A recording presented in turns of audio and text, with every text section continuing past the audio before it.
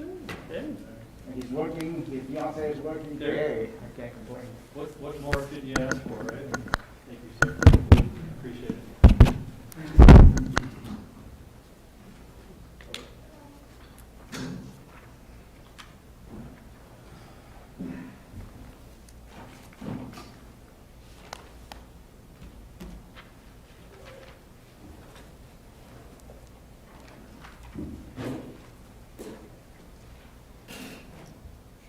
Oh.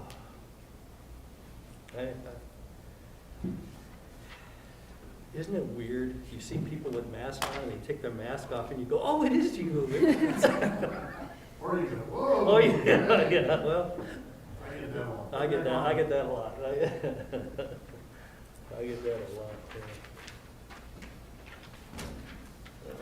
At what? yeah. Oh, you got the hood too.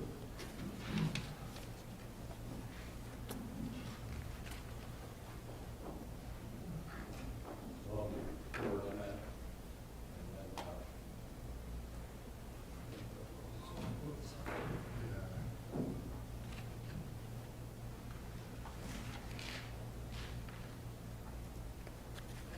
Hey there. Sit over here so I can do my report. Oh,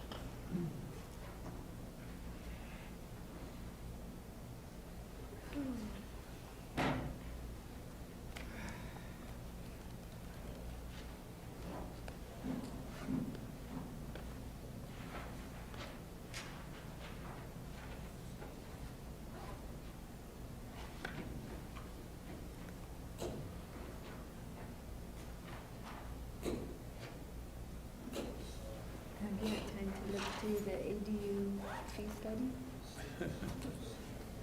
I've looked at it twice, and I don't think that guy, I don't understand how he's, Come up with a methodology? yeah, I don't think it's correct. The code section is pretty clear. But it's in my stack. I was gone all last week, and I would look at it, send an email on that. I didn't find anything different. That's what I was saying. To explain how a national average makes sense. The code says it has to be based, has to be proportionate to the main And house. I totally understand his reasoning, but it's not the code, it's not the code. Jeff is, If the main house is big, you're collecting big fees already on that property. And so, if it's proportionate, It'd be big fees again. yeah.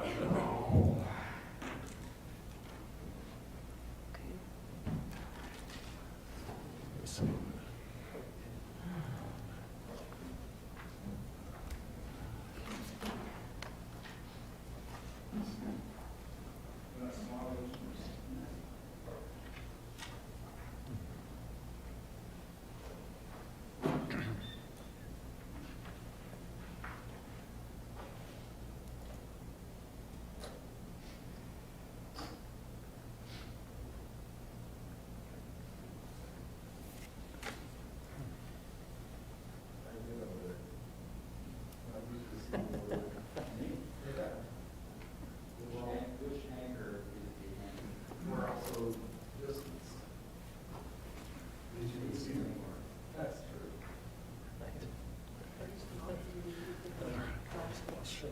It is.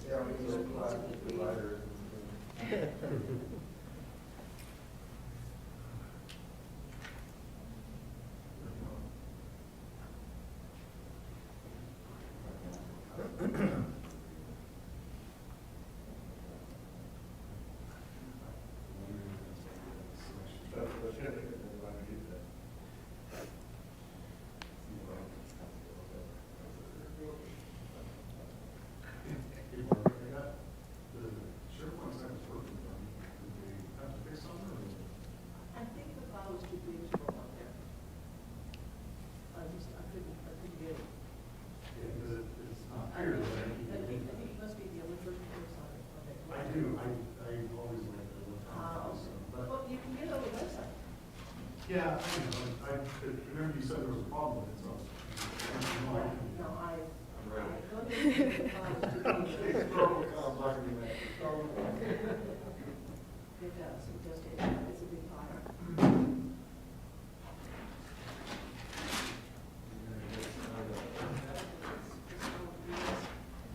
That was even funnier.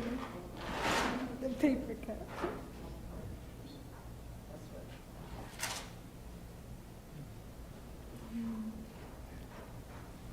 There we go.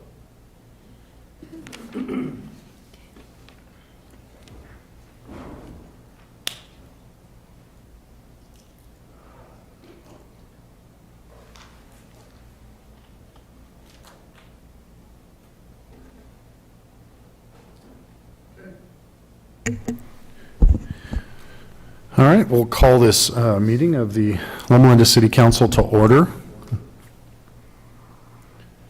Madam Clerk, would you call the roll, please? Councilman Jindal? Councilman Leonard? Here. Councilman Rigsby? Mayor Pro Tempore Daley? Here. Mayor Duper? Present. Thank you. And a report on our closed session from our attorney, Mr. Holdaway. Yes. Thank you, Mr. Mayor. The City Council was in closed session on the item listed on the agenda as item C. There was a conference with labor negotiator with the employee organizations listed. There's no final action report at this time. I would also mention that item 7 on the consent calendar is a further report as to the results of ongoing negotiations with some of the other employee groups, and that will be a final action on that matter. Okay, thank you, sir. And now we will begin with our invocation and pledge of allegiance by Dr. Rigsby. Okay, bow your heads. Dear Lord, we thank you for giving us wisdom and discernment. Help us to defer to the wisdom of others when others are more wise. Help us to represent our citizens in a selfless and good way. In your name, amen. I pledge allegiance to the flag of the United States of America and to the republic for which it stands, one nation, under God, indivisible, with liberty and justice for all.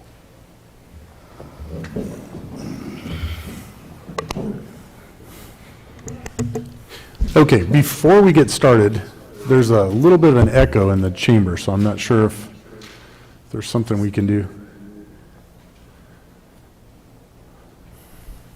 Let me see. How about, oh, that's perfect. Perfect. Thank you guys very, very much. All right, Mr. City Manager, are there any items to be added or deleted? No, sir. Now we'll move on to our public comment section. Is there anybody in the public here in the room or online that wishes to make a comment about anything that is not on the agenda?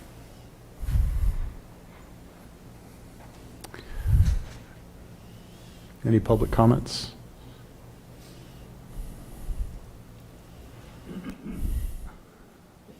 Nope, not seeing any. Okay, nobody's waving at me. We'll move on. We will handle any conflicts of interest as they come up. And moving on to item number 1 will be a public hearing on a 57-unit condominium project at the corner of Park Avenue and Bryn Mawr. And I'm not sure who's presenting.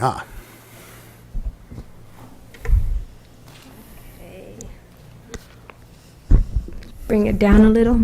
Okay, well, good evening, Mayor Duper, council members, new council members, members of the public. My name is Lorena Matarita, and I am the Associate Planner for the City of Loma Linda. Tonight, I am presenting the first 2 projects to be proposed within the boundaries of the Groves at Loma Linda Specific Plan. Excuse me. Yes. You're 6 feet away from anybody. Do you mind? It'll be easier to understand you. Without my mask? Yeah. Thank you. Thank Wasn't you. sure. Okay, so some of you on the dais and in the audience might recall having attended the public engagement workshops and were involved in the design of the document. As a result, your input was included to help create a plan that was not only consistent with the general plan, but one that would provide high-quality design and development while meeting all state and local requirements.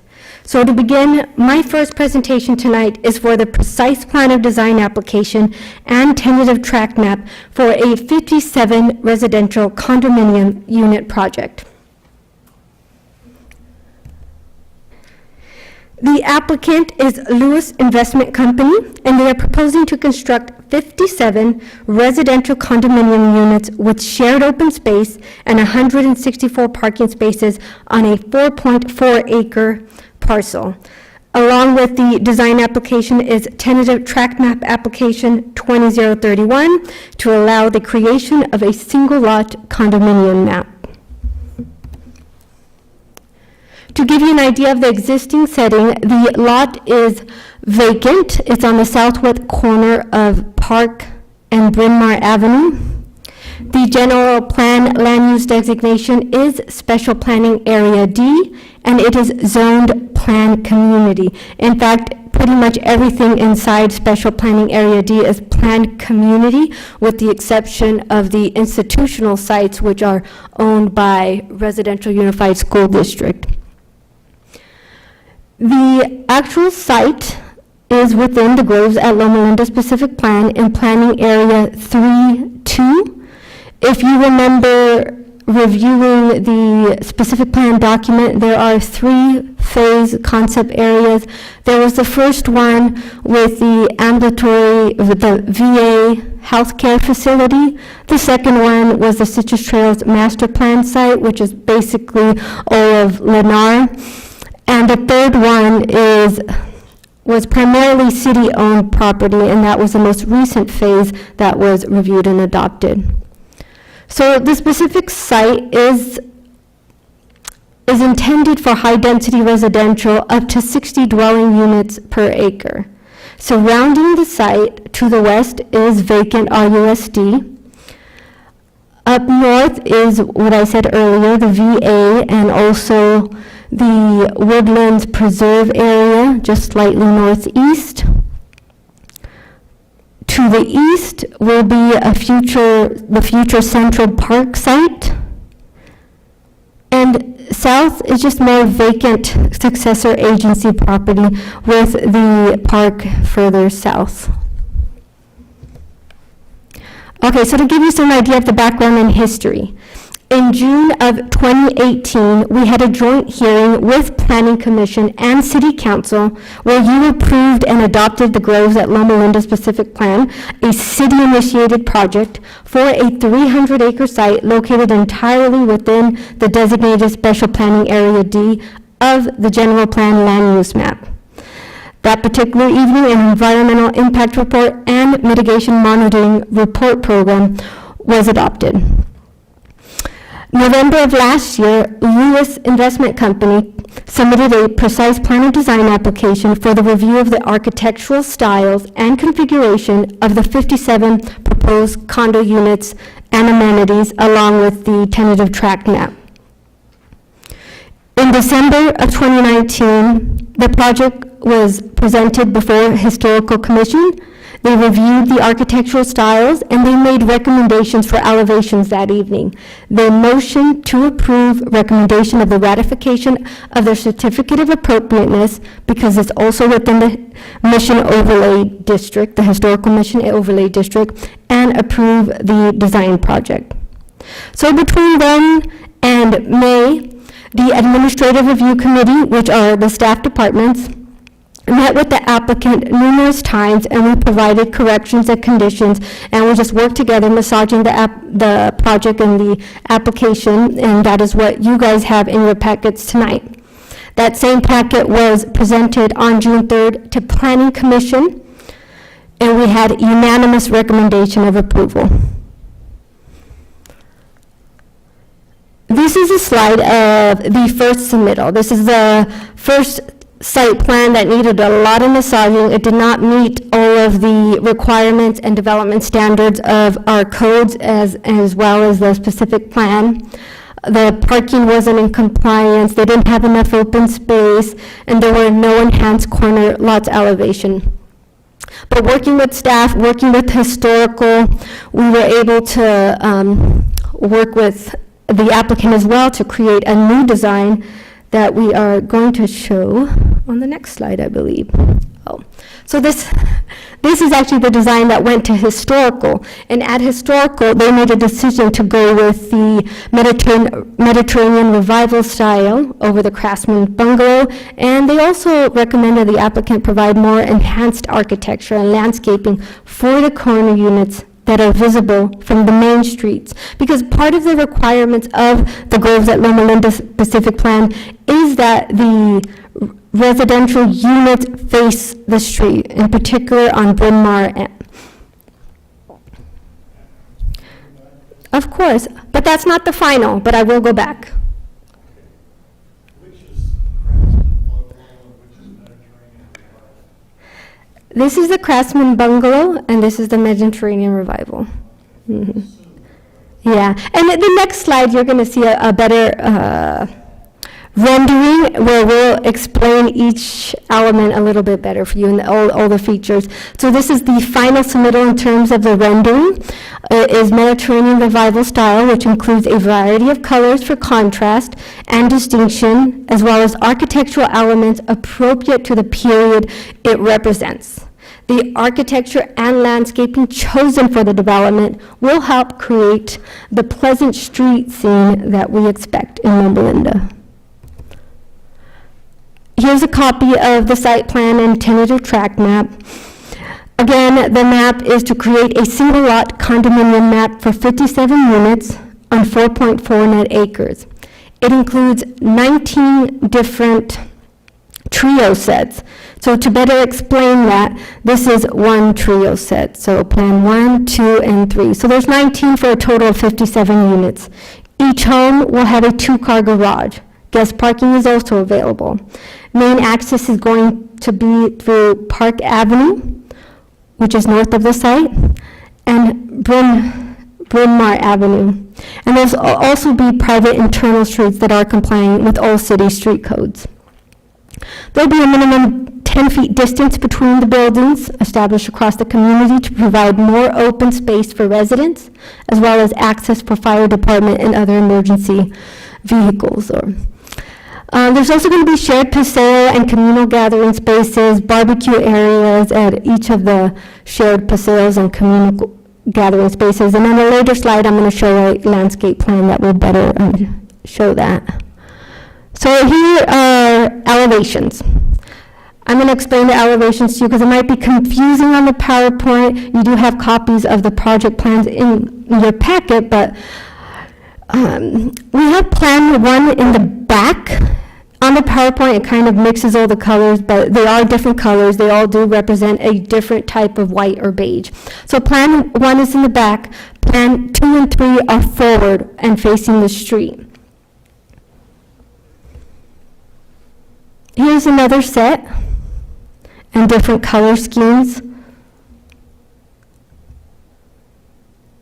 And here's that plan 1 that might have been confusing to see in the previous images. So plan 1 are going to have the 2-car required garages for each unit on the bottom first story. On the second story is the actual house.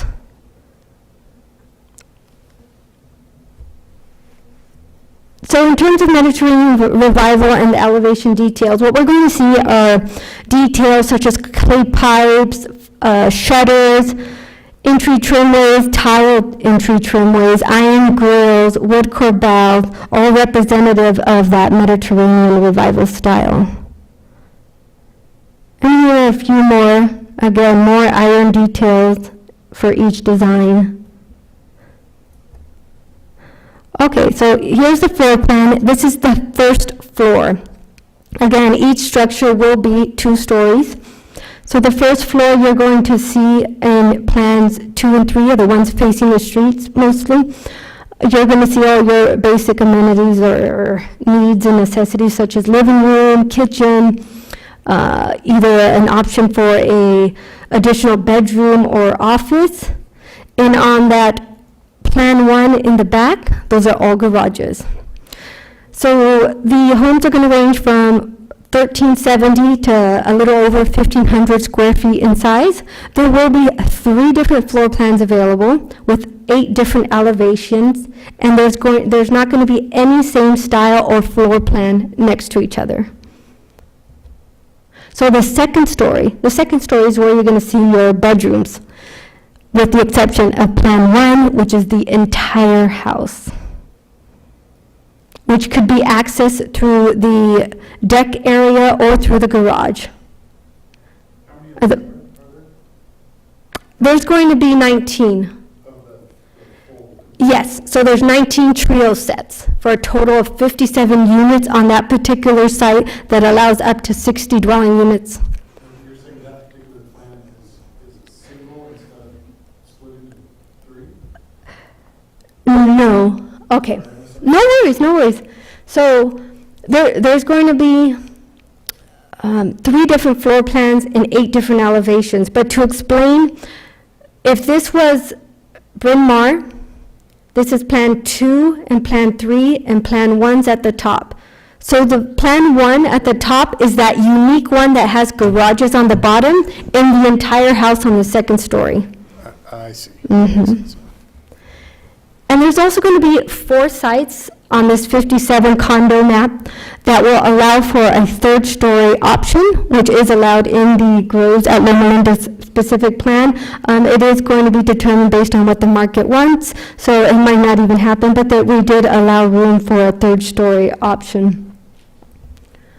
Okay, the landscape plan, throughout the landscape, we're going to be seeing 25% of the site covered in landscaping with trees such as crepe myrtle and holy oak. Again, there's going to be shared paseos between the sets of homes, communal gathering spaces, barbecue areas at the end.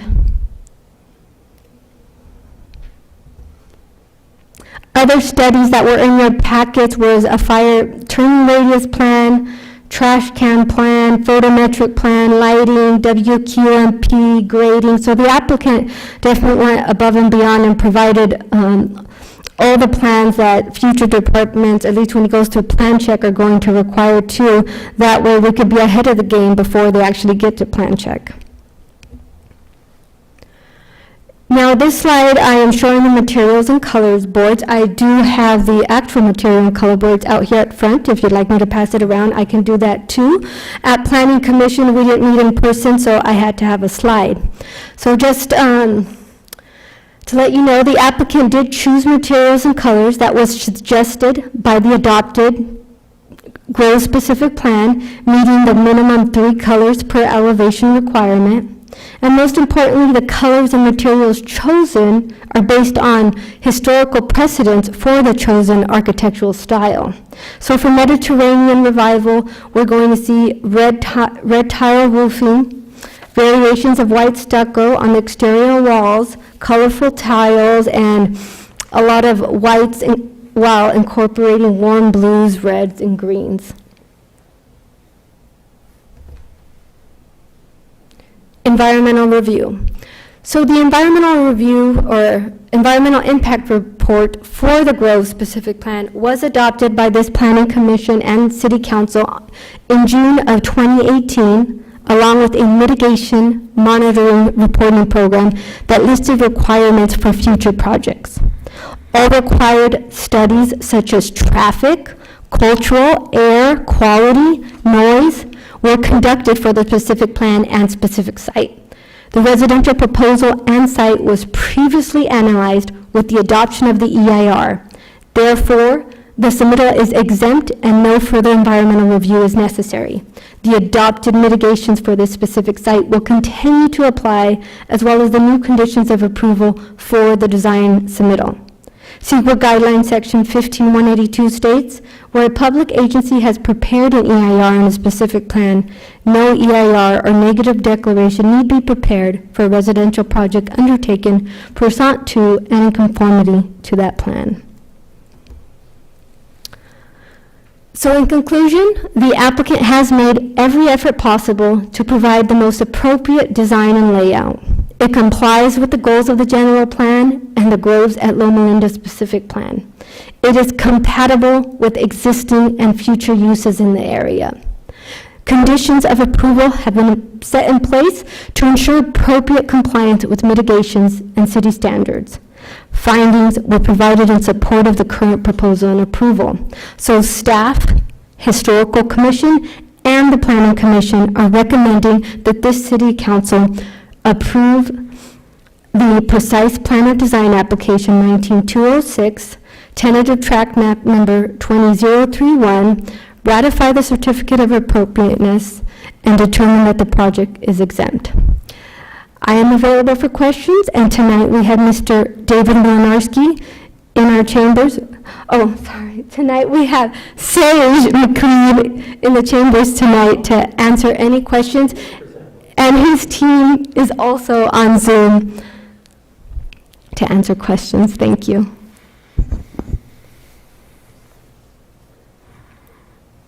You heard it enough times to know, though, right? I believe Dr. Daly had a couple of questions, unless they were already answered prior to this. Okay.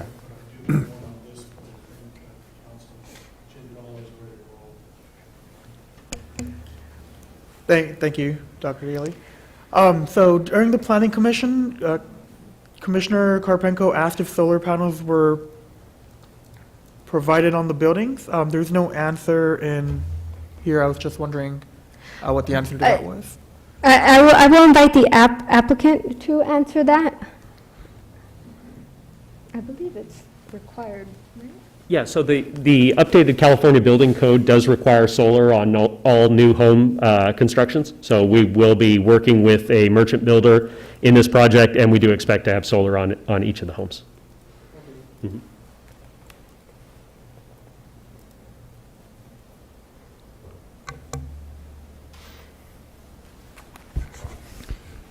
Before you leave, I thought Councilman Rigsby was about to ask a question, but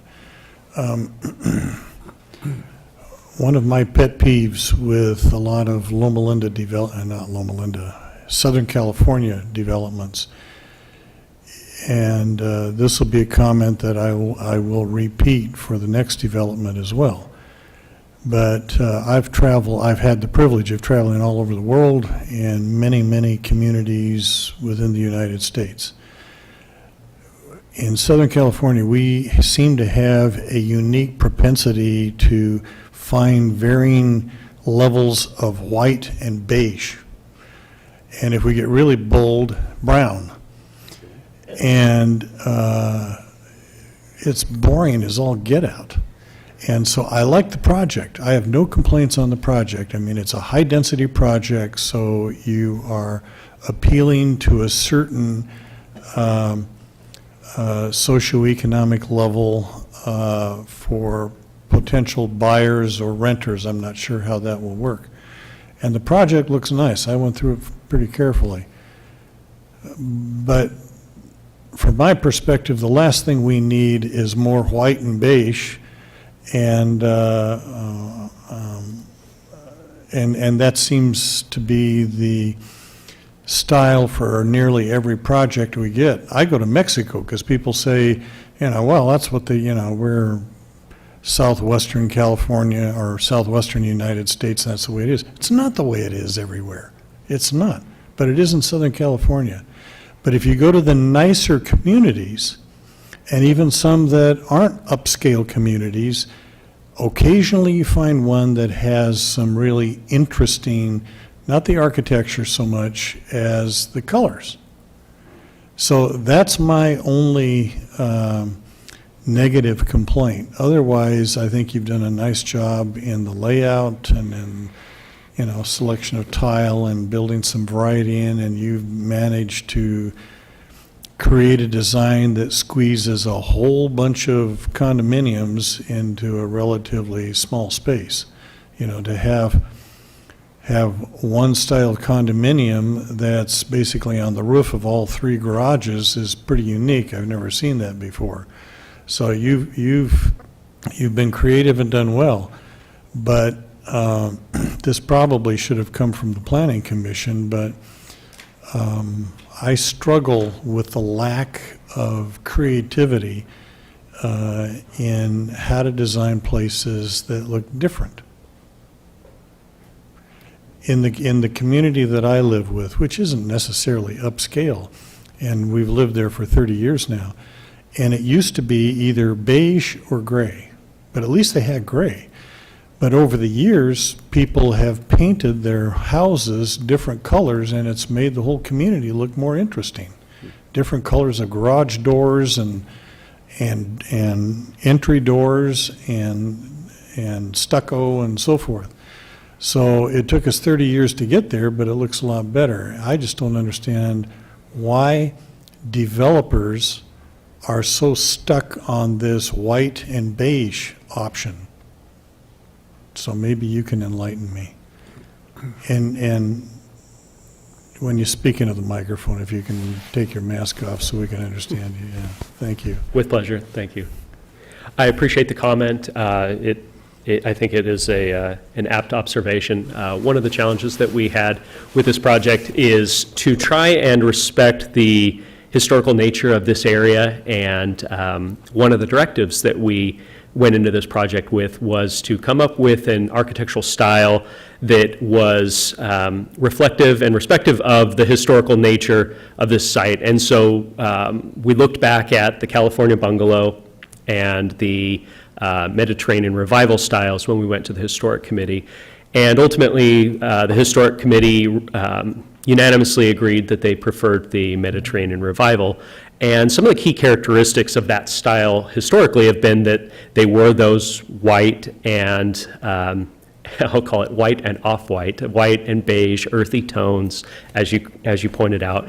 And so one of the challenges that we, and directives we gave to the architect, was to try and figure out a way to create that splash of color. And so some of that is what we will see in having the red tile roofs, which may be a bit ubiquitous in Southern California, as you pointed out, but also having a splash of color with the tile work that is framing the doorways, and other splashes of color you'll see in some of the frames in the window shutters. It is, I would say it's a bit tapered back, and it is definitely a simple architectural style, but it is one that the Historic Committee felt strongly about, and they liked the direction we were going in. But I do agree that it's important to have that splash of color, that key element that makes a house feel like a home and makes a homeowner feel proud to have that home instead of just one of the same. And so that is something that we will continue to look at, and as we get our merchant builder on board with this site, it is something that we will consider seriously as we come in with our construction drawings and work with staff to go through that process. So I do appreciate your feedback. Thank you. Very good comments. Because when we finish with this project, we're about to look at a much larger project that's the same thing all over again, as far as I can tell. And trust me, this is the stuff they sent to us to go through. And I'm proud to say, as an old teacher, I did all my homework. But that's one of my concerns, is that we're going to develop Area D, and it's going to be different variations with all the same colors. Mm-hmm. And so that's my more global perspective than just your design. But otherwise, I think it looks nice. I'd just like to make it more interesting. Mm-hmm. Thank you. Thank you. I was just wondering if the roofs lend themselves to a southern exposure for the solar panels in all the different orientations. Most of the homes are facing east and west, and so they will have some exposure to the southern, to the south. You will have very few roofs that are directly exposed to the south, but each of them should be able to pick up enough direct sunlight in order to make the solar panels fairly efficient there. Okay. Can I ask you another question? Yeah, go ahead.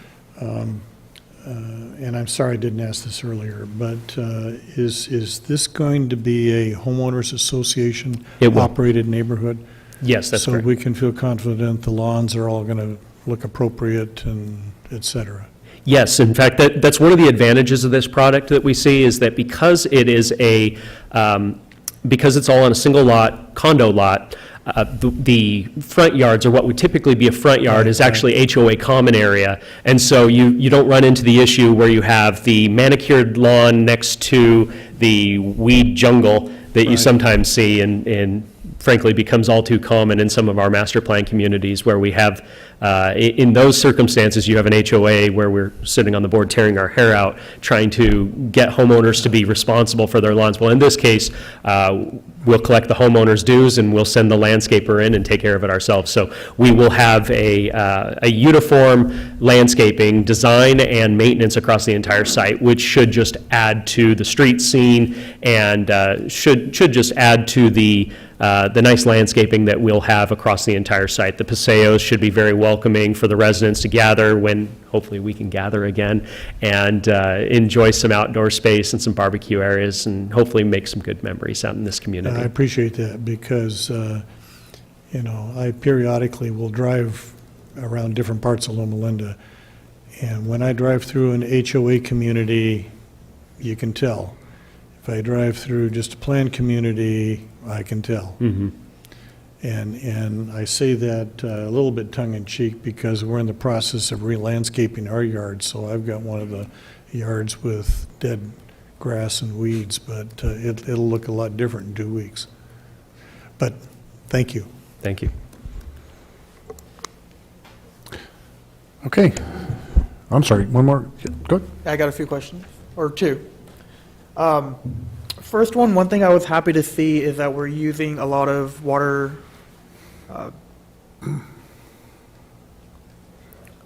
drought tolerant, thank you, drought tolerant plants. Can you just speak on how these were picked, and the turf sod that seems to be used for the gathering area, how drought tolerant that is? Because I see on the WUCOs it's high. If there was any alternative for that, and just how the other ones were picked for this plan. Sure. Well, the credit for the plant palette goes to RHA Landscapes and to Lauren McHugh over there. She and her team have done excellent work for us on this community and on prior communities, and so I give the credit of the plant palette and the selections to her. But the thought process that goes into the plant palette is, as Southern California has moved towards, people don't always love the term drought tolerant, so we usually call it California native or California friendly plants. And so the thought is that as we've become more and more sensitive to water use, we want to strike a balance between California friendly plants in areas that are going to be more passive areas that will provide aesthetically pleasing plants and a little splash of green to break up some of the earthy tones that you see in the architecture, while also balancing that with the intended use. And so in some of the paseos where we expect people to run their dogs through there and kids to play Frisbee, there really isn't a low water California friendly plant that holds up just quite as well as the higher water needing plants like the turf that we have there. So we did select turf in the paseos with the intention that those would be somewhat heavily trafficked and that we needed a plant that was a little bit more resilient there. But for the other areas, the street scenes, the areas that you have between the homes, we felt like a California native or a California friendly plant was more appropriate there, would lead to some potential savings for the future homeowners, a little bit less maintenance for the homeowners association, and ultimately would still provide a very nice aesthetic and would be very compatible with the architecture that we've selected. That Mediterranean revival architecture really does speak to the history of California, and so we felt like California native or California friendly plants would really enhance that architecture. Thank you. Second question, so one thing I know a lot of residents in general, whether it be Loma Linda or other cities, are concerned about is lighting at night. Are we expecting, can you just describe what the lighting would be like at nighttime? Sure. So we will be conducting a photometric study on this site in order to make sure that we don't have light pollution into the homes. But we do expect that we will have streetlights on Bryn Mawr and on Park Avenue, likely some streetlights in the interior street. The alleys themselves will be lit by carriage lights that will be on the units between the garages. And then in the Paseo areas, we envision some lit bollards are the likely solution there. Of course, we will need to complete our photometric study that site out before we reach a final determination, but that will be conducted with the input of staff. And at this point, the vision is that those will be lit either with bollards that are in the landscape area themselves, or depending on what the photometric study points out, if we need additional light, then potentially there's light coming from carriage lighting that's on the units themselves, or potentially another higher light that we have in the landscape area. Thank you.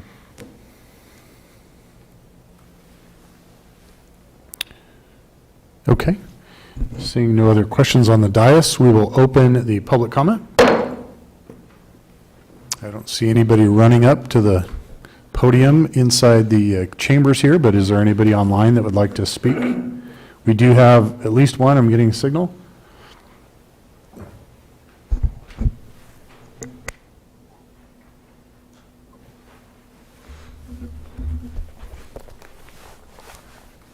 Good morning. Good morning. Good afternoon. This is Ed Bondeman with Joseph Bondeman Associates. How's everyone doing? We can't hear up here on the dais.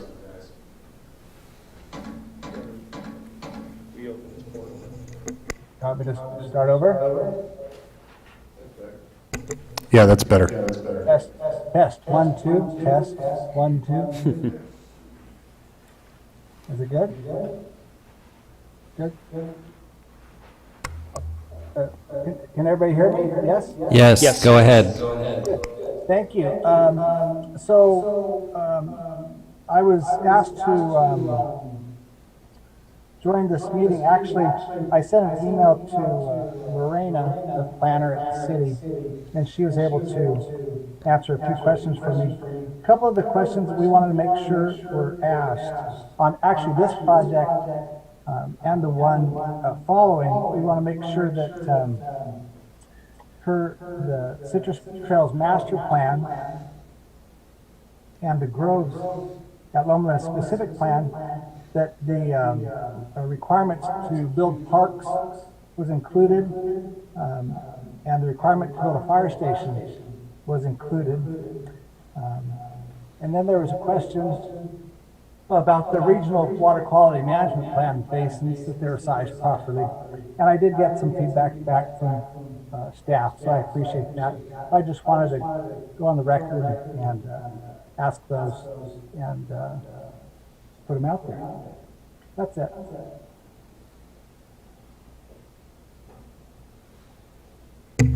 Okay, thank you very much. Do we have anyone else?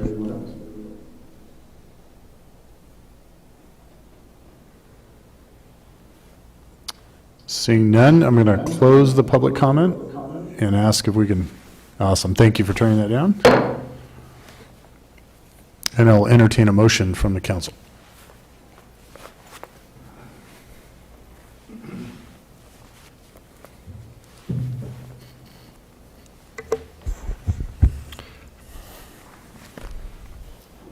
I will move the project, but this is not a contingency, but a request that you look at how you can boost the, how to make it more interesting in terms of color and variety and so forth. And I respect Councilman Jindal's concern about water conservation and so forth, but at the same time, we're looking for interesting communities that make Loma Linda attractive, and there's a lot more planned for Area D, and so I think this would be a good place to start.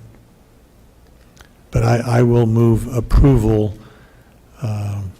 Again, I can't make a contingency, but with an urging that the developer look at ways to bring more color in, make it more interesting. Thank you.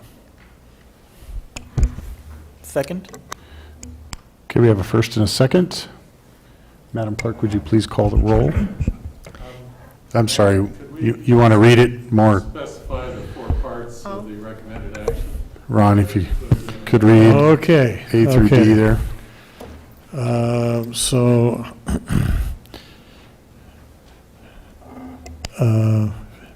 move a 57 condominium units with shared open space and 164 parking spaces, and then dropping down to A, determine the project is exempt from California Environmental Quality Act, CEQA, pursuant to CEQA guidelines, section 15182. B, ratify certificate of appropriateness for precise plan of design.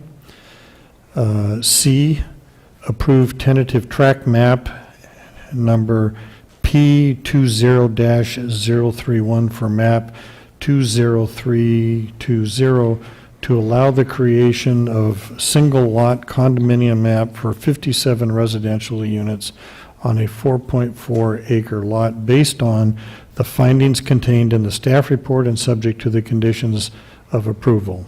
And D, approve precise plan of design number P, as in Paul, 19-206, which includes the proposed architectural styles and design configuration based on the findings contained in the staff report and subject to the original mitigation measures adopted on June 12, 2018, and added conditions of approval. Is that enough, or did I overdo it? I think that is a good summary of the recommended action as stated in the staff report. Okay, thank you. Thank you. And confirming, Mr. Jindal, you second that as stated. Got it. Thank you. Thank you. The motion is to determine the project is exempt from CEQA, ratify the certificate of appropriateness, approve the tentative tract map, and approve the precise plan of design as indicated, with the request that the applicant work with staff to look at the various colors. Councilman Jindal? Aye. Councilman Lenart? Aye. Councilman Rigsby? Yes. Mayor Pro Tempore Daley? Aye. Mayor Duper? Yes. It passes unanimously. Thank you. Thank you very much. Moving on to item number 2. I'd like to make a comment, please. Yes, sir. I'd like to welcome Lewis family back to Loma Linda, and we look forward to your design for the triangle, the business property that you have. Thank you, and we look forward to seeing the design as well. That's with our retail team. They do excellent work, and I know they have some interesting ideas that they're working with staff to bring forward. And I will certainly pass the word along that the city of Loma Linda is looking for interesting color. Hot pink and purple. All right. No, no. Per Councilman Rigsby, pink and purple. No. I'm just reflecting the wishes of Councilman Daley. Right. Interesting and tasteful color. Got it. And bring Randall next time. Absolutely. He'd be happy to come out here, and as soon as I will pass your best along to him. Thank you. Thank you very much. Okay, moving on to item number 2. And for just for the viewing public out there, we are well spaced here in the council chambers. It's not open to the general public, and so we enter and leave wearing our masks, but for position and so we can understand each other, that's where we opt to not wear them, but we are properly distanced. So. Thank you. And thank you for doing your homework and reading the staff reports, because I know there's a lot of information this time around, and this next project includes even more slides and more time, so please be patient. If I miss anything or if you have a question during my presentation, just let me know, because I'm working off the assumption that you read the staff report, but I'm going to try my best to give you all the information that I think you want to know. and I will begin. So this next presentation is for a precise plan of design application for 213 residential apartment units for senior living. The applicant is Bob Coberly with Citrus 2020, and the project manager, David Milinarski. It is for the proposed architectural elevations and configuration of 213 residential units for lease and a 4,200 square feet retail building with shared and private open space, 384 parking spaces, and various amenities on 9 acres intended for senior citizen housing per the goal-specific plan, located in the previously approved Citrus Trails Tract Map number 18990 and planning areas 2324 of that specific plan. So to give you an idea of the existing setting, the two vacant lots are in the Phase 2 concept area. It's also the area known as the Citrus Trails Master Plan area, and within the general plan special designated special planning area D zoned planned community. It is just to give you an idea about the Citrus Trails Master Plan, because I didn't explain that well. That master plan, it was adopted and approved in 2017, and it was incorporated, not repealed, incorporated into the Groves at Loma Linda specific plan. So again, it is within the Phase 2 concept area. There are 2 vacant lots in planning areas 2-3 and 2-4. Per the specific plan, it is designated as senior housing, and it allows up to 213 dwelling units per acre. Surrounding areas, the lot to the west is the Oak Woodlands Preserve. Lot to the east is vacant and designated as future mixed use. And I believe that's why Mr. Ed Bonnedeman on the phone, and like he said, he emailed us, because that was one of his concerns, being adjacent to these properties. But staff was able to answer his questions. And to the northeast, we have Mission Elementary School, as well as the mobile home park site, and south of it is the Lennar 224 homes tract. And while we're at it in terms of public comment, I'll just quickly go ahead. The mobile home park site, the owner, Mr. Stephen Murray, he actually attended via Zoom at the Planning Commission, and his only concern was if there was going to be a wall between the 2 sites. Other than that, he was in full support of the project and is looking forward to the new development coming adjacent to his property. To give you background and history, like I was saying, the Citrus Trails Master Plan project was approved by Planning Commission in June of 2017, along with that tract map. In August, City Council ratified the project and adopted the Environmental Impact Report and Mitigation Monitoring Program. By June of 2018, that specific master plan was incorporated into the approved and adopted Groves at Loma Linda specific plan. And by summer of last year, the applicant, Citrus 2020 LLC, they began communicating with city staff and providing conceptual plans for a site located within those 2 areas. In March of 2020, the applicant was finally ready to submit his design application for review of architectural styles and configuration for the proposed 213 apartment units, as well as along with amenities. In April 2020, we took the packet to Historical Commission, and they reviewed the architectural styles and made recommendations for elevations. That night, the motion to approve the ratification of certificate of appropriateness and approval of the precise plan of design project. Between then and now, we met with the applicant numerous times. Each department, we worked with them to ensure the proposed design and configuration is consistent with the general plan, the specific plans, zoning, and all applicable codes. Last month, June 3, we presented before Planning Commission, and it was a unanimous recommendation of approval. So I'm going to give you an idea of the existing setting. So this is north property line site viewing towards the south, viewing towards Park Avenue in the South Hills. This is viewing, if you are standing in the center of the site, looking west, you'll see the VA healthcare facility.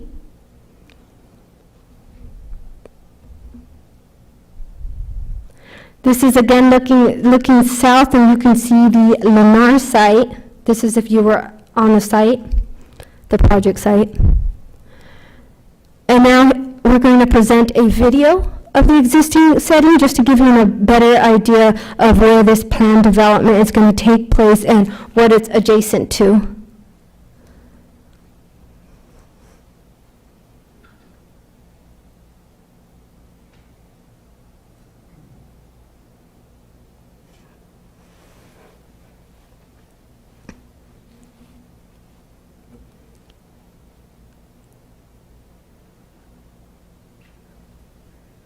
I don't do voiceovers or anything, but if you want to chime in or describe it, it's up to you.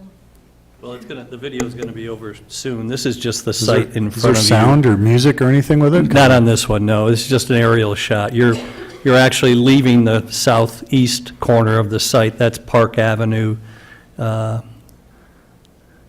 in the forefront.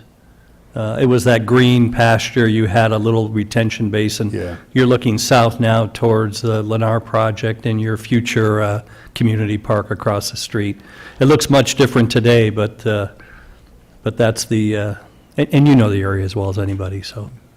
There's another animation that's going to come forward, and maybe I can do the same. Sorry. Yeah. Was this drone footage or was this an animation? Drone.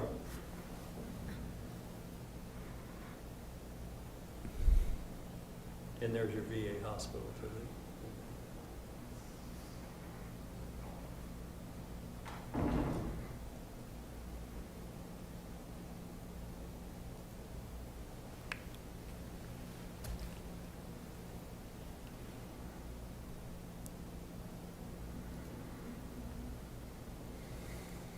Is this the? No. That's later for the presentation. That's the surprise. Okay, so. Okay, so when he first presented the project to us, like I've said in the earlier presentation, we're working together with the applicant and the other departments to massage the design and making sure that it's complying with all the minimum requirements. And when we finally get to the final submittal, not only is it complying with the minimum requirements, the applicant usually exceeds and goes above and beyond. So I will present those. Oh, but this is also the first rendition of the rendering, just to give you an idea of how far we've come along. Okay, so then the final site plan.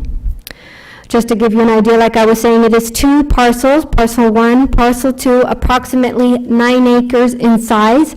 Main access is going to be through Park Avenue, 2 separate driveways, ingress and egress, 2 separate driveways. There's going to be 4 main buildings on the site, which house 213 units and includes the manager's unit. Each unit will have 1 individual covered parking space, as well as guest parking found throughout the center, including parking for people to park on the adjacent site that is going to be adjacent to the Oak Woodlands Preserve that the applicant will be improving. Also, parking will include electrical charging stations and solar paneled carports. There's going to be plenty of private and communal open space, outdoor and indoor, 17,000 square foot of amenity areas, and those amenities are going to include a fitness center for yoga and meditation, cafe and a market. The applicant's currently in discussion with Goodwin's Market, wrapping room, outdoor theater, movie nights are in the works. They're planning to have a library. Of course, Wi-Fi is going to be available, pool, jacuzzi, billiards room, even a salon and barber shop are planned for this site. And residents will have at least 3 parks walking distance.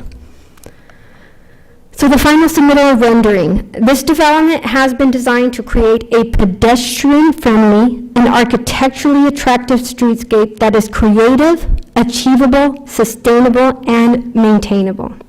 Each building will reflect the contemporary interpretation of colonial revival architecture with symmetrical design elements and classic building materials on all four sides. Materials include stucco, brick, and masonry elements and embellishments like recesses, offsets, and window size variation. The leasing office, which is the image up here, cafe and retail space, will incorporate notable features from Frank Lloyd's Usonian and Prairie architectural styles, such as horizontal orientations, flat roofing with large overhangs, open usable areas and large windows, and the design will also include Southern California William Crystal's famous butterfly roof. And these are the renderings. Some additional renderings, and in these specific renderings, again, the color is not as good as a PowerPoint and as I'd like it to, but you do have a copy of the elevations, and in that copy of the elevations, you'll at least be able to see where the applicant has decided to incorporate colors that pop, as well as many other additional features and elements. Highlighted. So elevation details, these aren't renderings, these are the elevations, and on the elevations, the applicant has included the keynotes such as brick veneer, cement, metal guardrail, just things that you need to know that we will be seeing on each side of the elevation, as well as, like I was saying, these colorful awnings that are going to be on the retail portion side adjacent and facing the street. Another elevation page of other buildings. Remember, there are 4 buildings. So here's a copy of the landscape plan. 34% of the entire site will be covered in landscaping. The project includes common green space areas on site and trails incorporated along the perimeter of the site to enhance the aesthetics of the community. On the western boundary of the site, the applicant has proposed recreational amenities for the neighboring residents by providing public parking, a trailhead, a decomposed granite trail pathway, and he will enhance the adjacent Oak Woodland Preserve Park entrance, and that is west of the project site.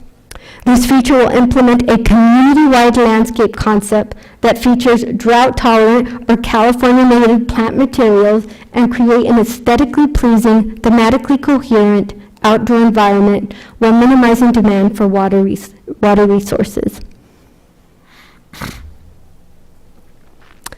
Here's an additional sheet that not only shows the different landscaping features, but he's also showing the details when it comes to lighting, the hardscape, images of the pool, and the different little characteristics that we're going to see within the site. Floor plan. The construction will consist of 4 buildings, like I mentioned several times. It's going to have 6 different floor plans, and each floor plan will be 2 to 3 stories in height. The smallest floor plan for a tenant will be a studio apartment. Studios will be 575 square feet, and they'll have their own 97 square feet private patio and balcony. The largest floor plan available will be 2-bedroom, 2-bath, and patio that will be approximately 1,200 square feet in size. And just to give you an idea, because I know you couldn't see clearly on the site plan, so on this particular floor plan, you see Building 1, and Building 1, you see the retail market here in front that's going to be adjacent to Park, the gym, the massage place, a club, lounge, meeting room, leasing area will be all here in the Building 1 adjacent to Park Avenue. This is just a little bit more details on the floor plans. This one is floor plan unit 2C, which is a little over 1,100 square feet. Again, with this private patio balcony, 1 bedroom or 2 bedrooms, great room, kitchen, all the basic essentials that everybody needs in your home. Here's a smaller 1-bedroom unit, 781 square feet, but again, all the basic necessities of a home, as well as private open space patio balcony. The applicant has also provided details for the proposed fences and walls that will be surrounding the community. They're going to be decorative walls that will include lighting, and they will be complying with the minimum and maximums, whether it's for the height and material. Okay, so materials and colors board, we are meeting in person, so we do have the actual physical material and colors board if you'd like me to pass it out. If not, we have it here in the PowerPoint. He did choose materials, colors, and treatments that were suggested by the adopted grove-specific plan. He's meeting the minimum 3 colors per elevation required, and most importantly, the colors and materials are based on the historical precedents for each of the allowed architectural styles within the Mission Overlay Historical District, as described earlier in the rendering slide that was about 10 slides ago. So this project and this applicant did provide a lighting and photometric plan. So he provides the details there, and they are complying with all of our city requirements.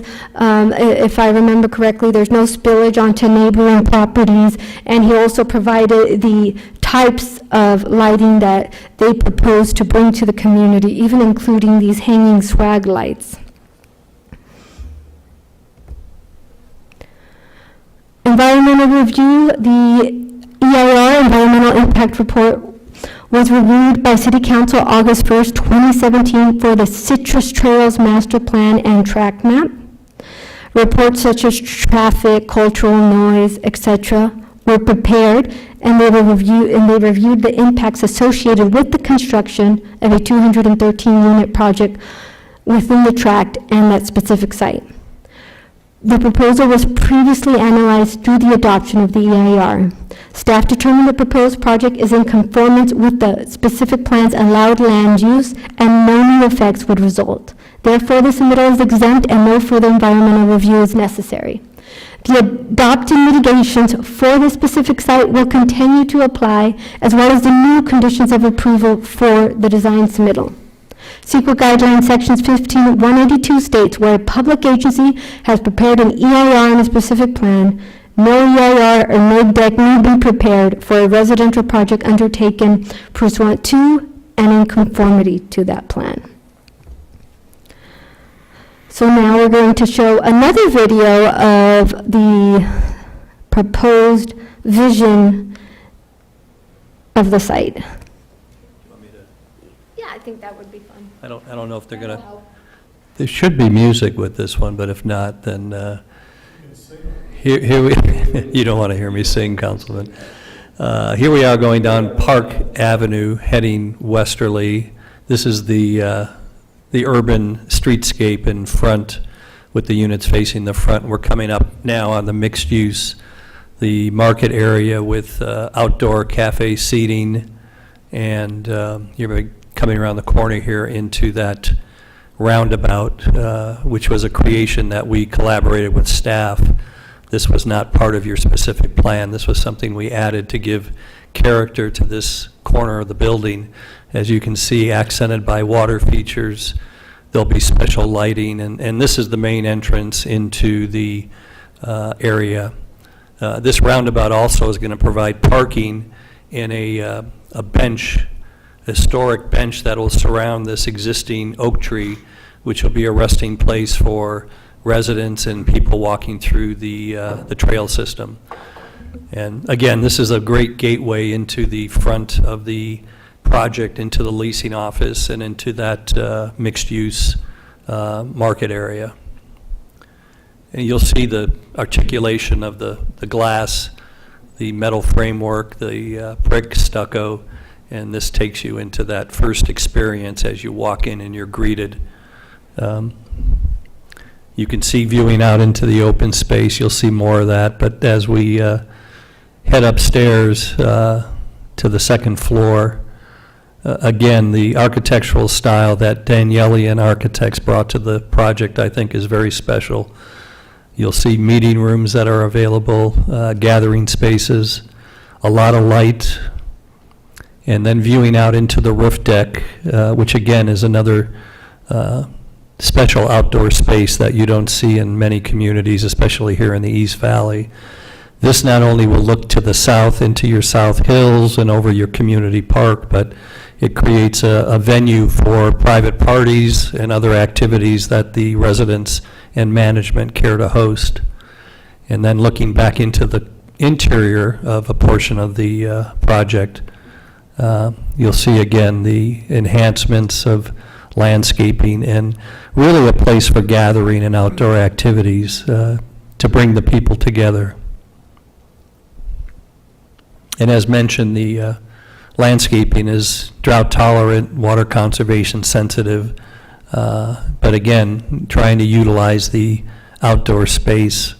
You'll see artwork scattered throughout this project as well. Wide corridors for pedestrian pass-through from building to building, not your typical 4-foot concrete sidewalks. Everything will be enhanced with both landscaping, architectural enhancements, and quite a bit of lighting, low voltage LEDs. This is the first interior recreation area, the pool area, lounge chairs and cabanas with shade structures, all ADA compliant.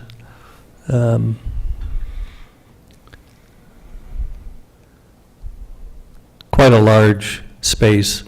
And again, considering that this is for active, age-restricted seniors, it's not the type of pool environment that you might find at a, at a Club Med setting. This is supposed to be very tasteful and very inviting. Your characters don't look like age-appropriate characters. Yeah, well, animation only goes so far. Sorry about that.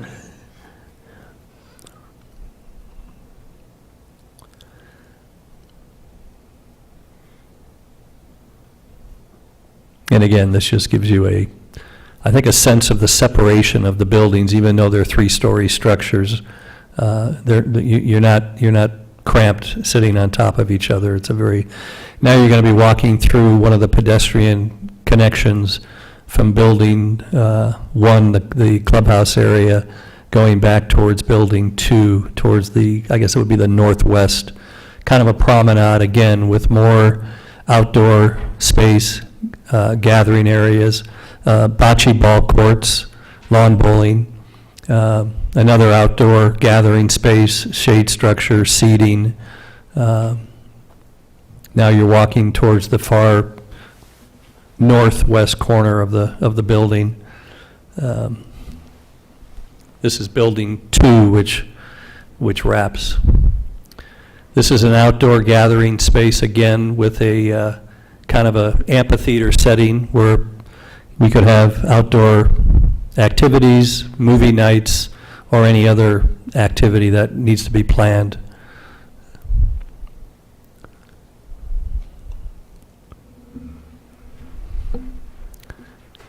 Now you're looking back over the buildings back into that interior courtyard.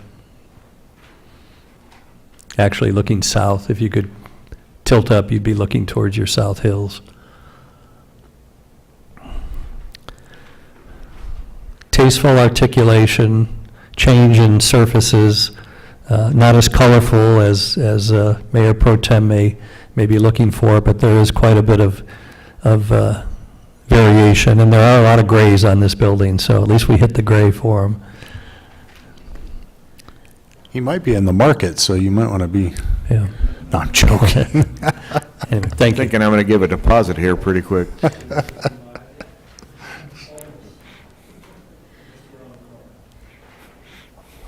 Okay, I think I'm almost done. Let's see. So that brings me to the conclusion. So, the applicant has made every effort possible to provide the most appropriate design and layout.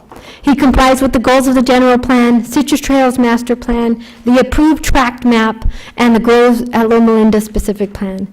It's compatible with existing and future uses in the area.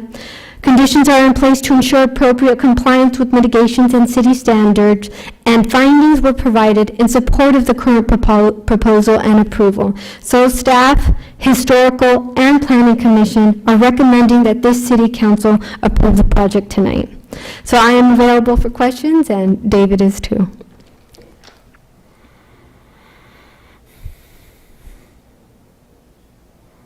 Councilmember Jindal? Thanks.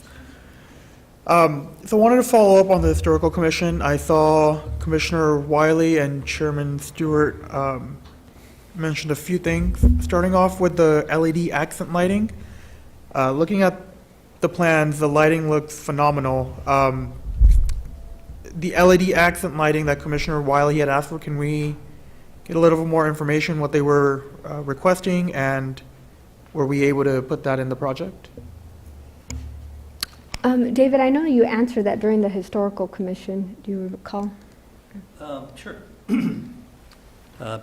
David Malarski with Transtech representing the applicant. Yeah, I mean, the lighting, landscaping, and water features, and there was also a couple of fire features that are going to be incorporated into here also.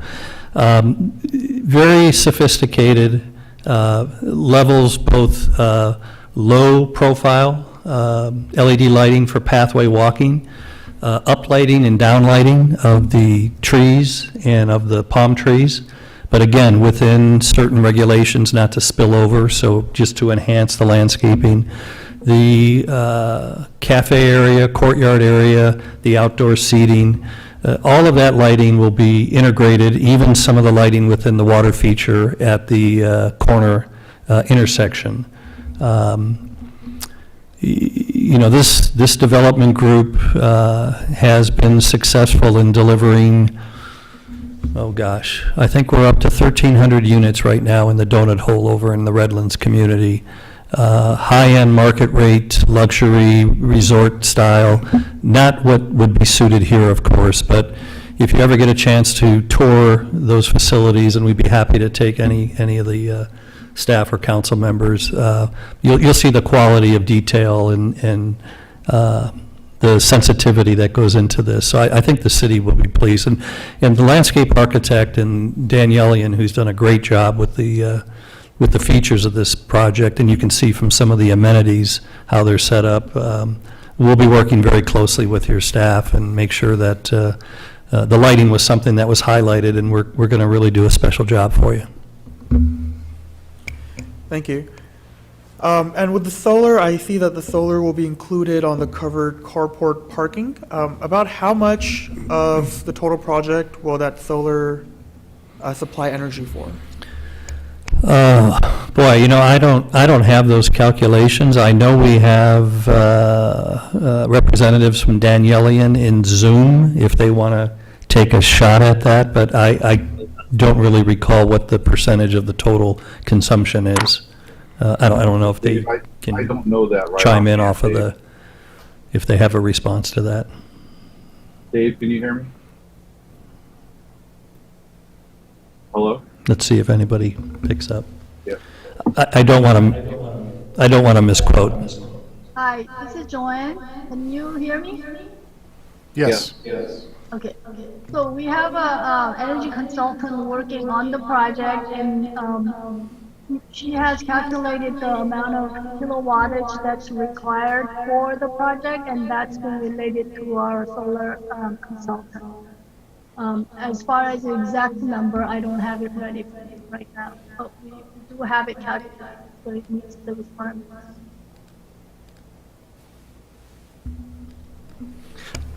We'd be happy to report back to staff, though, so that you can have a indication or a measure of what a project like this would be able to provide.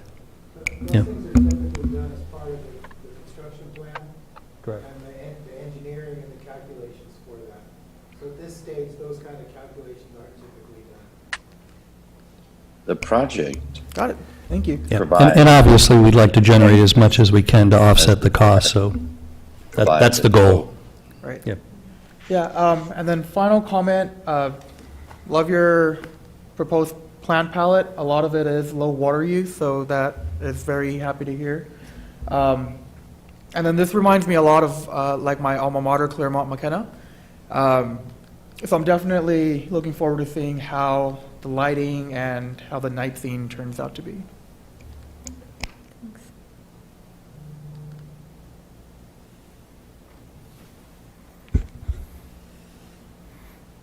No, I have questions. I'm waiting for Councilman, because I tend to ask a lot of questions.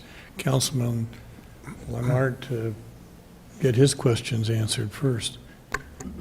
I don't have very many. I like the project. It looks really good. I'm impressed. I mean, normally senior centers you go to and you look and see ones that have been built in the past, and it's just kind of nondescript, just kind of buildings sitting up there. And you guys put a lot of thought into that. I think it really looks nice. It looks like a place that, you know, I would like to be in myself someday. Maybe not too quickly.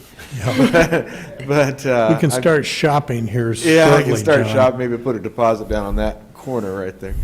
But no, I think it looks really good. Thank you. I was gonna, well, it's more of a comment than a question. I'm sorry, Dr. Rigsby. I don't know your other projects, but what sometimes does happen with a lot of these senior housing developments is they start out very, very nice and very pristine, and then over time, something happens with some of the management. And so I know it's very hard to predict and to talk about things maybe 5, 10, 15 years down the road, but it's just as important to make sure we have the right management team in charge. Sometimes what happens is seniors initially move in, and then family members start to move in on top of that. And we have a particular location in town that's a very nice, beautiful location, but it's been experiencing some challenges lately with just exactly that problem. So I know that's not for discussion here necessarily, and it's hard to commit to that management piece, but it's important to talk about that. Well, I would just like to footnote that the ownership is the management. That is not outsourced. This is part of the integral package. And again, they have made a commitment to this area of the East Valley. They're going to be managing and maintaining, 2,500 units or more locally, which means that it's a very well-run professional machine. And again, I would encourage any of you to just stop by the projects and just see the way, after 5 years, the first project that was built is maintained. The project that's under construction and it's being occupied right now, it's again, we're not the Lewis companies or this group, but they're certainly very professional, and being in Loma Linda is very important. This site was chosen because of the lifestyle that people in this community share and the values that they share, and that's why you see all the amenities, yoga classes, wellness classes. There's going to be a lot of interaction with your local healthcare providers and industry. So it's just not a senior center. It really is an integral part of the community, and we're excited to see both the Lewis project and then hopefully some retail and some shops come along to the west of this, and really with the community park. And I've mentioned this to your city manager. You've done a great job of setting this core area of your community up for some real dynamic opportunities. So we're thankful for the opportunity. So. Well, it's absolutely a partnership, because the type of housing is going to attract the type of businesses, and it's like a circle. And so obviously when we have excellent projects all the way around, and again, thanks to city staff for working so hard on this, and thank you to you, sir, as well. It looks beautiful. So. Well, I know Dave for over 30 years, and I know where he lives, so he can't go there. That scares me, yeah. Anyways, thank you. Dusty, you have questions? You don't have any? You don't have any? Let me begin by complimenting you. I agree with comments made by Councilman Lenart and the mayor. It's a beautiful project, and I was particularly impressed with the landscaping plan and the variety of options for tenants that would be in these condos. Let me be more specific. Let me first give you just, a snippet of my background. Before retiring into this role, I was Dean of the School of Dentistry. Now, that's not relevant, except that fundraising is a part of what I had to do, which meant I had to travel a lot, and I've been to many, many of these facilities, many.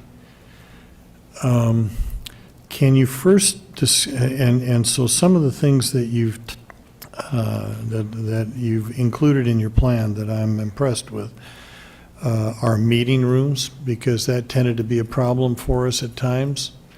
When I would need to meet with some groups of people, meeting rooms were sparse or non-existent. So I appreciate that. A gymnasium, not very many of the places I've been, and I've been to a lot of them, not many of them had gymnasiums. I think that's more current than it was true in the past. I'll tell you that among the challenges I would run into when I was looking for a specific alumnus to meet with him or her or multiple people, signage, just to find where I was trying to get to, was a problem, more often than not. So you address lighting, which is also critical. Do you have a signage plan so that people can get to where they're trying to get to? And I can name even local facilities that have a problem with this. Yes. Well, there will be identification throughout the project, and I guess you could call it signage, but Whatever you want to call it, it doesn't matter. Tasteful embellishments.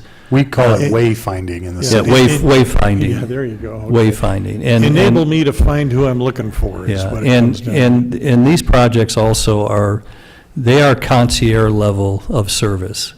So people will be, who are residing there, first of all, will become, part of the family, and they will be interacting with staff, not only the management and leasing staff, but, the way that they manage and pick up waste, trash throughout the project. It's not people walking to dumpsters, and, this is a whole different type of experience. But yes, there will be wayfinding placards, and then some of the lighting will also be installed and enhanced to create those corridors, which will lead you during the evening hours through different areas of the project. So, including the interior hallways, elevators. Because frequently I was flying from West Coast to East Coast, which meant I got there at night, and I get lost. I can't tell you how many times I'd get lost. Yeah. But anyway, define active seniors for me. Well, we're talking down. Hold it, Dusty. First of all, I'm not an expert in the definition of active senior. This isn't an assisted living. It's not a convalescent hospital. It's not a place where you need extended care or special care. This is for individuals who can live on their own and interact with other residents and tenants. So if they want to sit down and play chess all day, they can. They're not inactive. They're just. But in terms of the expectation of their age and activity level, no idea. Well, so I could be 100 years old and still move in here? Well, I know ownership's on the Zoom, but there's no maximum age restriction that I'm aware of. Yeah, I'm not looking for a maximum Yeah, age as long as they're necessarily, capable but of a caring, definition, as long as they're because capable I have of. no idea what that means. Yeah, as long as they're capable of caring for themselves, then yes. Okay. Coming back to my personal experience, public parking. That was part of the presentation, that there would be public parking. I want to be sure that the public parking is, again, well identified and that there's an adequate amount of it. Because most of the places that I visited had public parking, but sometimes, it took me 10, 15 minutes to find where it was, and it was 2 spaces in 50 spaces. And so I want to be sure, because these are people that I'm assuming are going to have family that want to come and spend some time with them too. So I think public parking is a concern for me as well. I don't know, I would have to turn to Conrad to know what the proportions should be. Well, let me ask another question. if I rent one of these, do I have assigned parking? Yes.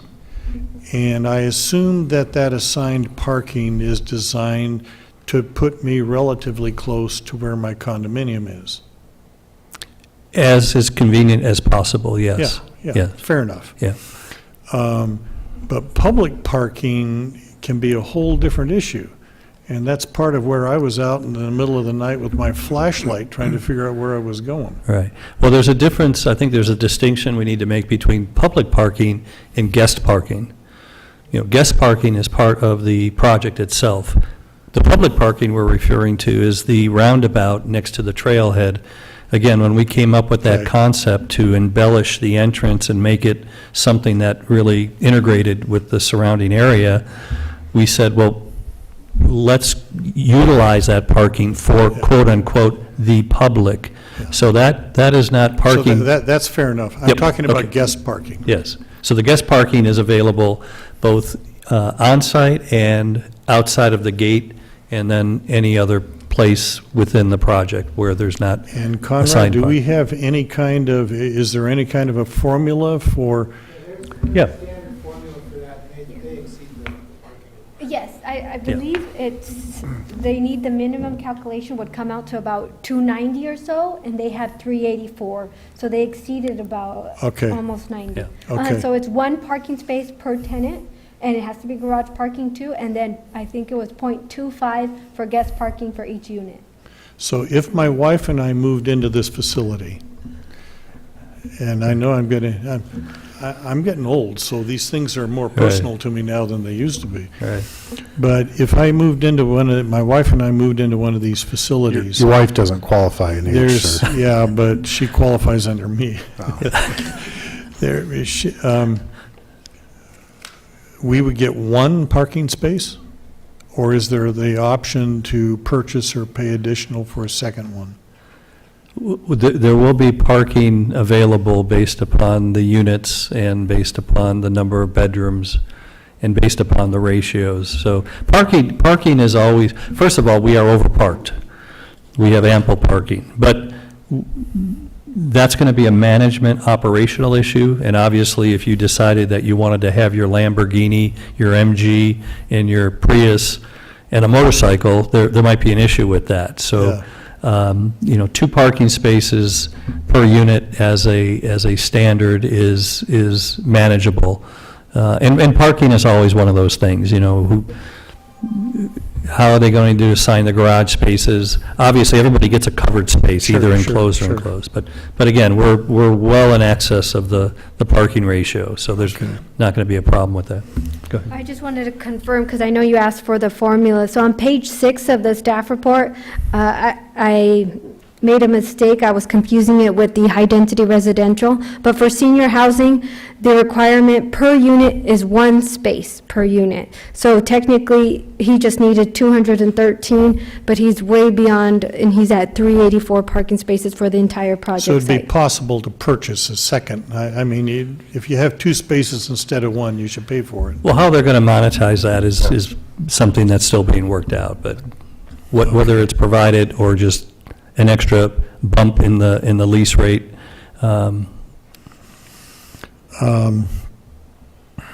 2 other issues. One of them, I mean, I'm not going to repeat everything I already said about making a project interesting by having some color in it. You heard my comments Yes. earlier. I stand by those, and my support for this project is going to be dependent on that as well. I want our community to be interesting and unique, not to just blend in with historical precedent that somebody may perceive. And I'm only, as you can see, I'm only one of 5 voting members here, but I feel strongly about that. Because a lot of places I've been to, most places I've been to, there's a lot more interesting architecture and color than we have in California. We have sunshine, but yeah, outside of that, it's like we're Spanish, and then I go to Mexico, and they've got color all over the place. Anyway, so here's the make or break issue for me. and I may need some help from Conrad on this one too. And that is that one of the issues when my mother became elderly meaning late 70s, early 80s, she was healthy as can be, except she had weak knees. And we went and looked at a number of different facilities, and I have been, as I've already said, to multiple facilities that simply lacked elevator access. And I see that as a problem, a big problem in this access. And Conrad and I sat down and went through this carefully today. And when you've got a 3-story complex, and I don't care how active people are, they're going to want to have an elevator. When we rent a condominium in Maui, when we were bringing groceries in from Costco, I want to bring them up on an elevator. I don't want to have to hike up several floors of stairs. And the older I get, the more strongly I'm going to feel about that. And I believe, and for me, this is make or break. And so I will probably vote against the project tonight because I believe that you can pass the expense of additional elevators on to your tenants. That's an additional level of luxury that I think many Loma Linda residents would appreciate. But if I've got to walk 200 yards to get to, and I think that's what we measured out, so correct? Huh? 200 feet. 200 feet. 200 okay. feet. Okay, 200 feet. And depending on where I am in the complex, it could be multiple 200 feet segments to get to where I'm trying to go to. I have, what is it, 4 elevators we counted today? I think there were 3. There's 3. 3. Is it 3? There's 3, yes. Yeah. And in a facility this size, to me, that is, and again, I love the project, and I've tried to complement all of the strengths that I see in it. And overall, I want to be supportive. But I've been to too many of these places where they simply lacked elevator access. And they could fill the lower floors, but the higher they got, they had more and more problems because people didn't want to deal with the stairs. And that was true with my mother when we were trying to move her into a place. So in my view, this is a beautiful project. I want to be supportive of it. But if you guys, as big as your operation is, can't include more than 3 elevators in a project this size, it's inconceivable to me. So I'm just being honest with you, because it's a beautiful project that I want to see us get. But that simply does not add up for me at all. Yeah. Well, I think there's 4 elevators in the project, and a normal ratio. First of all, I don't care what normal is. If you were building this in Beverly Hills, which Loma Linda is not Beverly Hills, you'd have an elevator in every hallway because that's the clientele you're trying to attract. And in this case, you're trying to take care, I assume you want to provide appropriate access and care for your residents. Right. And if they've got to hike very far, right, it just doesn't add up for me.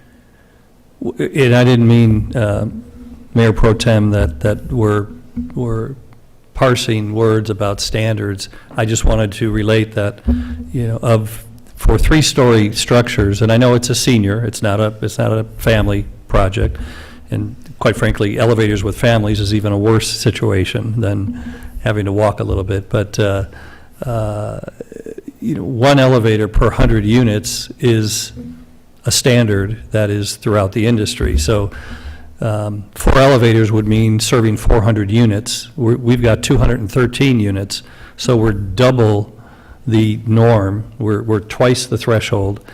And we've also tried to relate these elevator corridors within the buildings and then connecting them with breezeways. So yes, you're right, and depending upon where you park your car.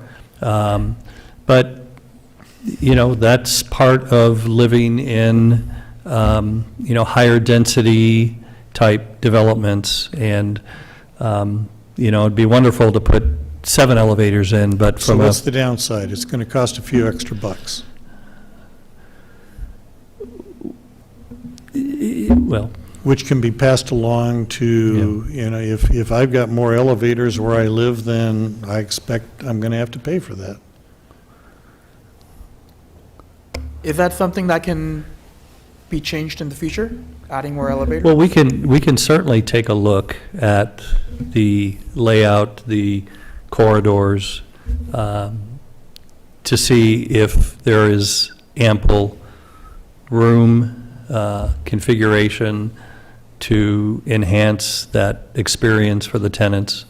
Obviously, designing on the fly isn't something that anybody likes to do, but ownership has agreed to take a look at that and see what they could do to Because when we looked at we looked at the plan, and we looked at various apartments, Yeah, go ahead. and where the probable parking would be, which we assumed would be somewhere adjacent to that, and then you start tracking, if I'm bringing home groceries and I've got to climb 3 flights of stairs, and, it could get more dramatic than that, but I'm just telling you, I think that would be. There's 4 on site? There's 1 in each building? Right. Okay, then I missed one on the plans. So there's 1 in each building, and what we can do is work with the applicant if there's 1 per building, kind of look at the location of the elevator to work out a path of travel to minimize distances. So it's not really a rework, but it's something we can just kind of shove things, kind of look at where we're at as far as the location of the elevators. Because if there's 1 in each building, the quantity, when we looked at it, saw 3, so we must have missed 1. The quantity Well, looks one of like- them is near the, I don't know what you call it, the office or headquarters. Right. Correct, in that Yeah. center corridor. But in terms of the others, there's 3. 1 in each of the residential buildings. Right. But they may not be in the best location, so we'll work with the applicant to kind of get them in some place so that we can get a decent length of path of travel for them, if that works. So, because the concern is, how far do you have to go, not that you're waiting for an elevator. True. So if we can get them so that they're positioned to minimize the path of travel from your car to the elevator to your unit, then that would resolve the issue. So give me confidence that that would happen. If we vote for it tonight, then they've got their approval. We will work with them on that. And we will work with staff. That's, the plans you have, or even as this, are conceptual. They will change as we get to building plans. There will be modifications from what you have now to building. And these are conceptual plans. We'll be as consistent as we can. And in that process, we will also adjust the elevators as much as we can to get them into a decent path of travel to limit the distance. I can't tell you it'll be 50 feet or 100 feet or where it's going to be, but we will work with them on that. But you understand my consumer perspective on this.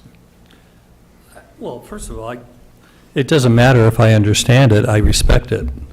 Understanding, I think, is a different level of conversation, because you have your experiences and we have ours, but we certainly respect all of the input, whether it's lighting, elevators, colors, landscaping. We want this to be a project that not only works for the city, but works for the residents.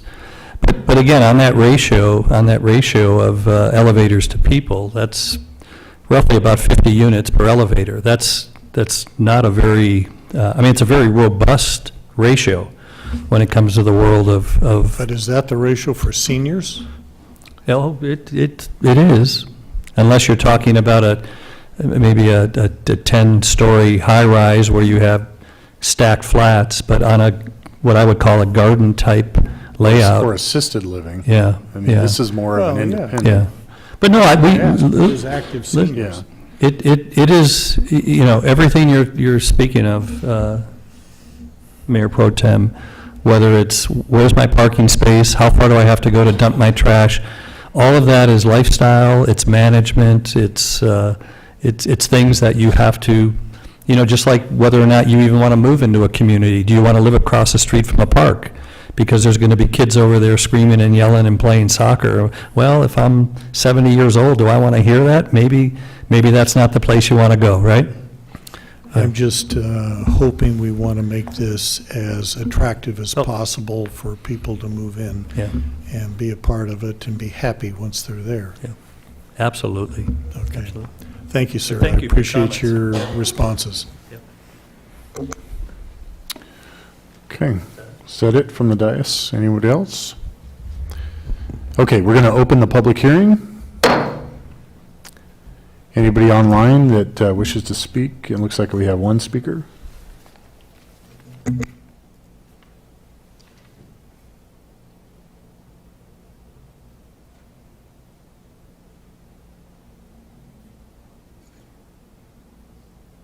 Hi, can you hear me okay? Yes. This is Mike Boyd. I'm the architect on the project, and I just wanted to kind of reiterate what Dave was just saying, that this, the ratio of the elevators is pretty consistent with this market, the active seniors. We do a lot of multifamily in our office, and just a straight market rate project would have fewer elevators.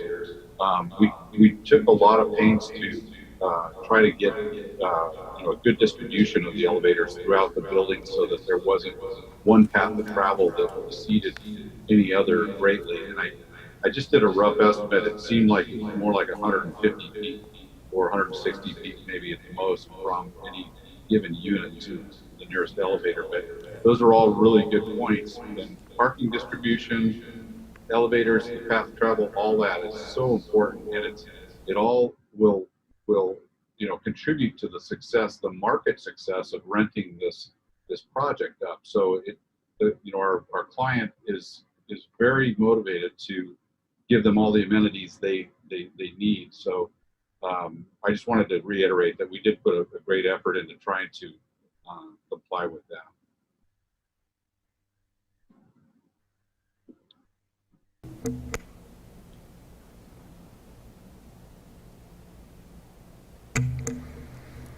Seeing no other comment, we will close the public comment section.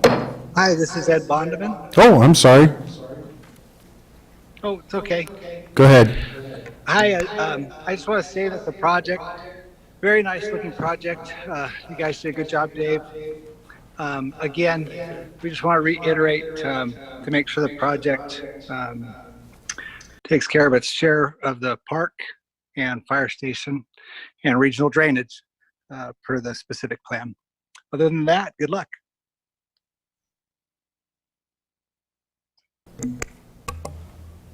I'm sorry, we have one more, Dr. Risby? I just thought of a question. I hate to ask this question, but how do we deal with Area D with the 15% requirement for affordable housing?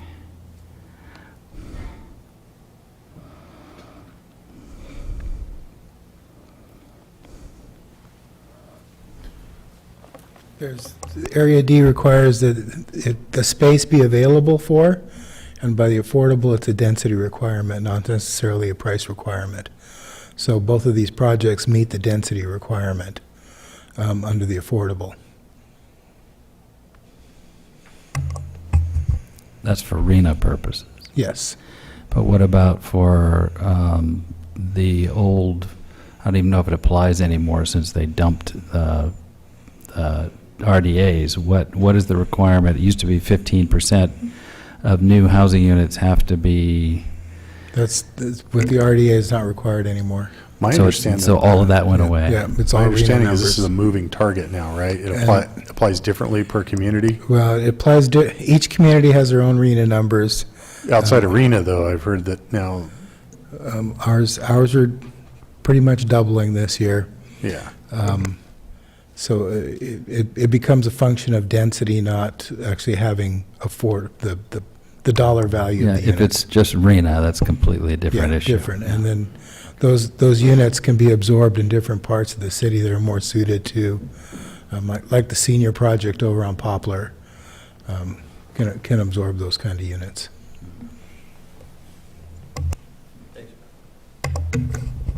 Is a motion appropriate now? Yes, sir. Okay, I move that we approve this project, 213 residential units, incorporating the three following elements, determining that the project is exempt from SEQA, ratifying the certificate of appropriateness for the precise plan of design, and approving the precise plan of design that's mentioned specifically in the staff report.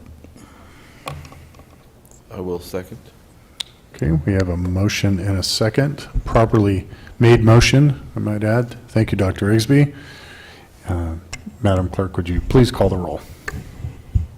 Thank you. The motion is to determine that the project is exempt from SEQA, to ratify the certificate of appropriateness, and approve the precise plan of design based on the findings contained in the staff report and subject to the original mitigation measures and added conditions of approval. Councilman Jindal? Aye. Councilman Leonard? Approve. Councilman Rigsby? Yes. Mayor Pro Tempore Daley? Without addressing the elevator issues that we've been discussing, I vote no. Mayor Duper? Yes. And it passes. Thank you. Thank you very much. If I could, Mayor, before we leave, I just wanted to thank staff. I didn't have a chance to do that during my comments, but really working with your staff, your city manager, Conrad, Lorena, obviously, and I can go through the list, but it's been a real pleasure. Really enjoy working with this community, and I know that the team, Danielle and the UCR group and all the players that are involved in this project, they're very excited to be part of this community. So we really appreciate your confidence, and we look forward to bringing this project forward very soon, too. So thanks again. Appreciate it. Thank you very much. Thank you for obviously doing your homework and our background as a Blue Zone community, and so hopefully this will help us maintain that trend. So, thank you. Moving on to the consent calendar. Move it. I have a motion Second. and a second. Madam Clerk? Okay, the motion is to approve the items on the consent calendar. Councilman Jindal? Approved. Councilman Leonard? Yes. Councilman Rigsby? Yes. Mayor Pro Tempore Daley? Aye. Mayor Duper? Yes. Passes unanimously. Thank you. Okay, item number J, which was old business, started at last council meeting, has been moved, continued to August 11th, so we will pass that. Any new business? Nothing from the city manager. Any reports of councilmen? Hearing nothing. Reports of officers? And we will adjourn the city council. Moving into the housing authority. Do we have any items to be added or deleted? No, sir. Any oral reports or public comment? Seeing no motion from the IT folks, we'll move on to the consent calendar. Move it. Second. First and a second, Madam Clerk. The motion is to approve the items on the consent calendar. Councilman Jindal? Aye. Councilman Leonard? Yes. Councilman Rigsby? Yes. Mayor Pro Tempore Daley? Aye. Mayor Duper? Yes. Passes unanimously. Thank you. Thank you. We will close that board meeting and move on to the successor agency to the redevelopment agency agenda. Do we have any items to be added or deleted? No, sir. Any oral reports, comments from the public? Seeing none, we'll move on to, well, there is no consent calendar on this one. It is. It was last. Those minutes. We have sorry, we have first? Moved, yes. Second? Madam Clerk? And the motion is to approve the item on the consent calendar. Councilman Jindal? Aye. Councilman Leonard? Yes. Councilman Rigsby? Yes. Mayor Pro Tempore Daley? Aye. And Mayor Duper? Yes. Thank you. It passes unanimously. And that concludes that council agenda. Thank you very much for your time this evening.